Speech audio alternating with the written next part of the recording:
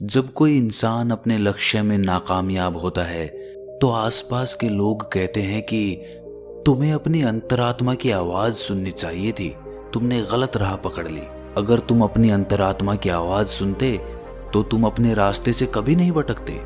और ये बात हम में से लगभग हर एक इंसान ने अपने जीवन में एक ना एक बार तो जरूर सुनी होगी। और ये सुनने के बाद हमारे मन में यही ख्याल आया होगा कि मैंने तो अपनी अंतरात्मा की आवाज सुन के ही ये काम किया था, फिर मैं इसमें नाकामयाब कैसे हो सकता हूँ।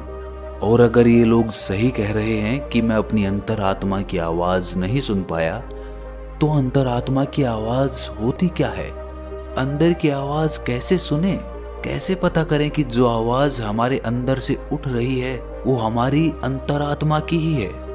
तो आज की जो कहानी मैं आपको सुनाने वाला हूं उसमें आपको एक ऐसी विधि पता चलेगी जिससे आप अपनी अंतरात्मा की आवाज सुनकर अपने अच्छे जीवन के लिए अपनी अंतरात्मा से निर्णय ले सकते हैं। इससे पहले कि आप इस कहानी में खो जाएं, इस चैनल को सब्सक्राइब जरूर कर लें। तो चलिए कहानी शुरू करते हैं। एक बार की बात है, तथागत गौतम बुद्ध अपने कुछ शिष्यों के साथ किसी गांव से भिक्षाटन करके लौट रहे थे।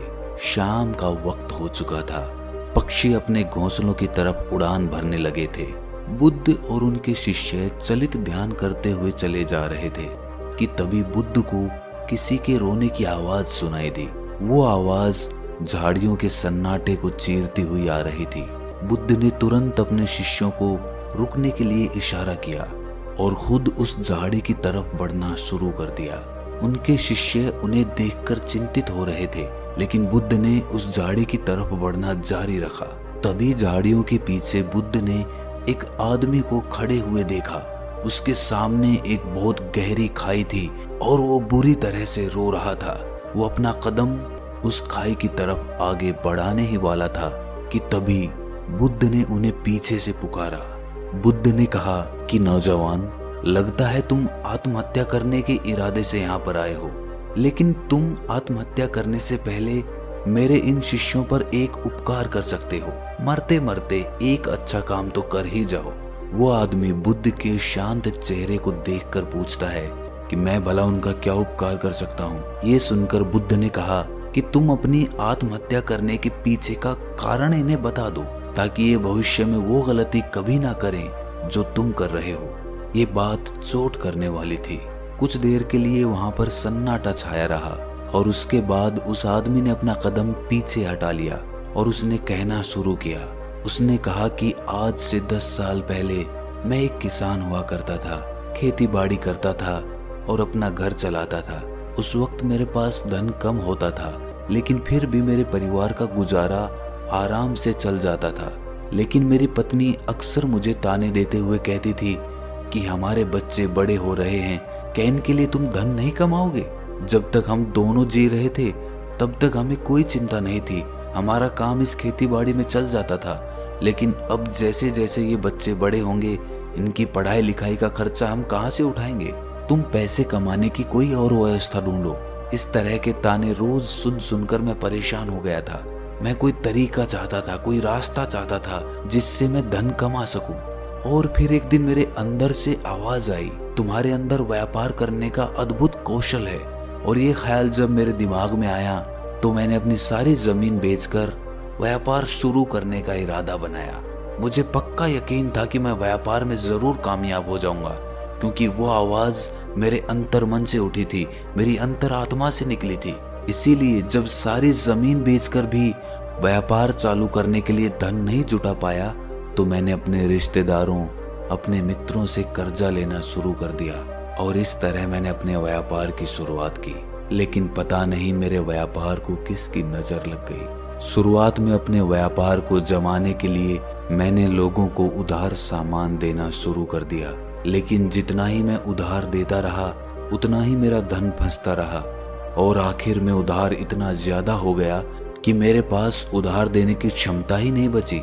और जब मैंने उन लोगों से अपना उधार वापस मांगा तो उन्होंने देने से मना कर दिया और मैंने जितना भी पैसा अपने रिश्तेदारों और अपने मित्रों से लिया था उन लोगों ने भी मुझ पर दबाव बनाना शुरू कर दिया। मेरे पास किसी को देने के लिए कोई पैसा नहीं था जमीन थी वो पहले ही बिक चुकी थी। अब मैं करता तो क्या करता। फिर मेरी अंतरात्मा ने मुझे एक आवाज दी कि अब ये दुनिया तेरे लिए नहीं बची है प्यारे, तेरा वक्त यहाँ पर खत्म हो चुका है। तू जा जा, छोड़ दे ये दुनिया, जा आत्महत्या कर ले। और अपने अंदर की आवाज सुनकर मैं यहाँ पर आत्महत्या करने के लिए आया हूँ। ये बात बुद्ध और उनके शिष्य बड़े ध्यानपूर्वक सुन रहे थे। उसकी बात समाप्त होने के बाद बुद्ध ने उस आदमी से पूछा कि नौजवान, मुझे एक बात बताओ, जो आवाज तुमने व्यापार शुरू करने से पहले सुनी थी और जो अब आत्महत्या करने से पहले सुनी थी, वो क्या तुम्हारी अंतरात्मा की ही आवाज थी? ये बात तुम यकीन से कह सकते हो? ये सुनकर वो युवक कुछ सोचकर बोला कि हाँ बुद्ध, वो आवाज बहुत गहरे से आई थी। उस बात पर मेरा पूरा विश्वास था और वो बात मुझे पक्का यकीन है कि मेरी अंतरात्मा की ही थी। ये सुनकर बुद्ध उससे पूछते हैं कि अंतरात्मा की आवाज तो आत्मा से आनी चाहिए। क्या तुम्हें अपनी आत्मा का कोई पता ठिकाना मालूम है? तुम्हें पता है कि तुम्हारी आत्मा तुम्हारे शरीर के कौन से हिस्से में रहती है?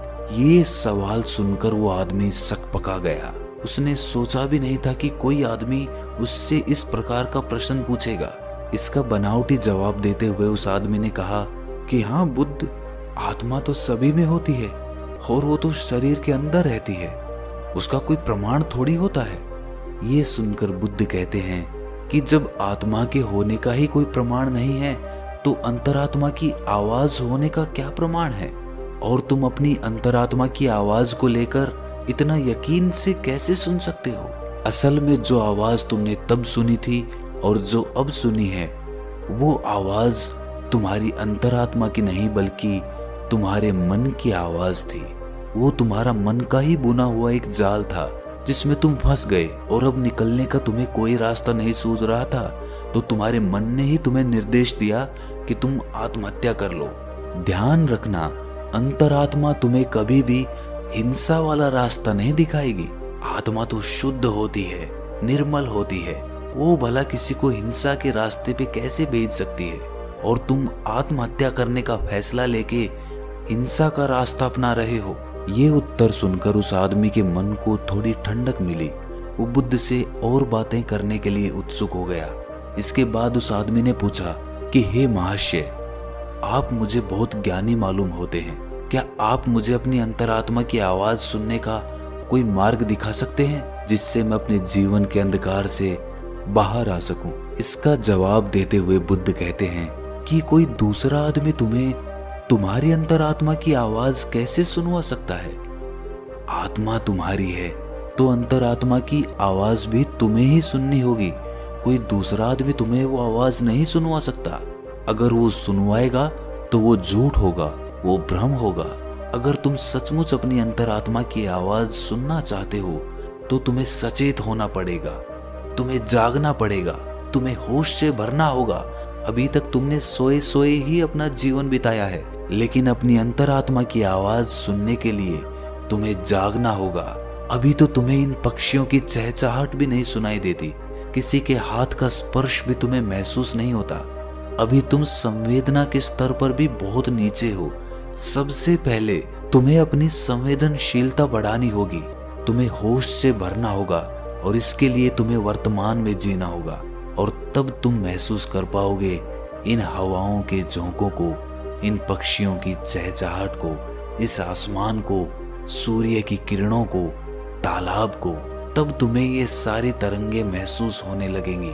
इसके लिए निरंतर अभ्यास करो, इसके लिए निरंतर ध्यान का अभ्यास करो। ध्यान का अभ्यास करने से मन निर्मल बनता है, मन शांत बनता है और मन जितना ही शांत होगा उतना ही संवेदनशील भी होगा। ये कहकर बुद्ध एक पत्थर उठाते हैं और पास के ही एक तालाब में फेंक देते हैं। पत्थर फेंकने के बाद बुद्ध उस आदमी से पूछते हैं कि अभी तुमने तालाब में क्या हलचल देखी? ये सुनकर वो आदमी कहता है कि मैंने देखा कि एक पत्थर तालाब में जाकर गिरा और उसमें डूब गया। ये सुनकर बुद्ध कहते हैं कि ये सारी चीजें तुमने ऊपर ऊपर से देखी हैं, पानी के नीचे क्या हो रहा है ये तुम्हें अभी नहीं मालूम। और जब तक इस पानी के ऊपर की काई नहीं हटेगी, जब तक तुम्हें मालूम भी नहीं होगा कि पानी के नीचे क्या चल रहा है। उसी प्रकार हमारे मन पे जो विचारों का जाल है, हमारे मस्तिष्क को जिन विचारों ने ढक रखा है, वो विचार हमें गहरे में कभी उतरने ही नहीं देते। और जब एक बार विचारों की काई हमारे दिमाग से हटेगी तो नीचे पानी आएगा, और जब वो पानी भी स्पष्ट हो जाएगा तो हमारा मन भी निर्मल हो जाएगा और हम बहुत करुणा से भर जाएंगे, बहुत संवेदनशीलता से भर जाएंगे। फिर हमें ये हवा के झोंके ही आनंद प्रदान करेंगे। ध्यान रखना, मन के विचार ध्यान से शांत हो जाएंगे। और मन को साफ करने के लिए दिव्य प्रेम का अभ्यास करो। जब दिव्य प्रेम तुम्हारे अंदर पनपने लगता है तो तुम्हारा जीवन ही अपने आप में ध्यान बन जाता है। ये सुनकर वो आदमी पूछता है कि हे बुद्ध, ये दिव्य प्रेम क्या होता है? ये तो आज से पहले मैंने कभी सुना भी नहीं। उसका जवाब देते हुए बुद्ध ने कहा कि दिव्य प्रेम किसी विषय वस्तु से नहीं बंधा होता, ना वो किसी लालच से जुड़ा होता, ना किसी आकांक्षा से जुड़ा होता। वो तो सर्वत्र होता है, वो तो सभी से होता है, पक्षियों से, फूलों से, जानवरों से, इंसानों से, पेड़ पौधों से। उन सब के लिए जब तुम्हारे मन से प्रेम उमड़ने लगता है तो वही दिव्य प्रेम बन जाता है। अगर तुम उसका अभ्यास करना चाहते हो तो उसकी शुरुआत अभिनय से करो। जब भी तुम्हारे पास समय हो तुम खाली बैठ जाओ और ये अभिनय करो, ये सोच बनाओ कि तुम किसी पेड़ की तरफ प्रेम की तरंगे भेज रहे हो और वापस में वो पेड़ भी तुम्हारी तरफ प्रेम की तरंगे भेज रहा है। उसके बाद जैसे जैसे तुम ये अभ्यास करते जाओगे दिव्य प्रेम उमड़ने लगेगा और धीरे धीरे वो दिव्य प्रेम सर्वत्र हो जाएगा, सभी के लिए हो जाएगा। और उसके बाद तुम्हें अपनी आत्मा की झलक मिलेगी। तब तुम्हें पता चलेगा कि आत्मा क्या होती है और अंतरात्मा की आवाज क्या होती है। लेकिन उसके लिए तुम्हें अपने मन के जाल को काटना होगा, जो कि ध्यान या दिव्य प्रेम दोनों से संभव हो सकता है। ये प्रवचन सुनने के बाद वो आदमी बुद्ध के पैरों में गिर जाता है और अपनी आत्महत्या करने के विचार के बारे में वो बुद्ध से माफी मांगता है। दोस्तों, अगली वीडियो हम 2 दिन के बाद डालेंगे, लेकिन उससे पहले मैं आपसे एक विनती करना चाहता हूँ। आप हमारे प्रवचन सुनकर ज्ञान ग्रहण करते हैं, लेकिन ज्ञान तब तक असली ज्ञान नहीं होता जब तक वो अनुभव के स्तर पर न उतर जाए। आज की कहानी में हमने दिव्य प्रेम के बारे में जाना और ये भी जाना कि दिव्य प्रेम का अभ्यास कैसे किया जाता है। मैं चाहता हूँ कि जब तक हम अपनी अगली वीडियो डालें तब तक आप दिव्य प्रेम का अभ्यास करें, जैसा कि इस कहानी में बताया गया है। उसके बाद कमेंट्स में आप अपने अनुभव शेयर कीजिए और आपके जो भी सवाल होंगे, जो भी समस्या होंगी, उन कमेंट्स में से एक कमेंट को ढूंढकर मैं उसका जवाब अपनी अगली वीडियो में दूंगा। तो दिव्य प्रेम का अभ्यास करिए और कमेंट्स में बताएं कि आपका अनुभव कैसा रहा। तो दोस्तों, कैसी लगी आपको ये कहानी कमेंट सेक्शन में ज़रूर बताना, और अच्छी लगी तो इस चैनल को सब्सक्राइब ज़रूर कर लेना। तो मिलते हैं अगली कहानी में, तब तक के लिए अपना ख्याल रखें।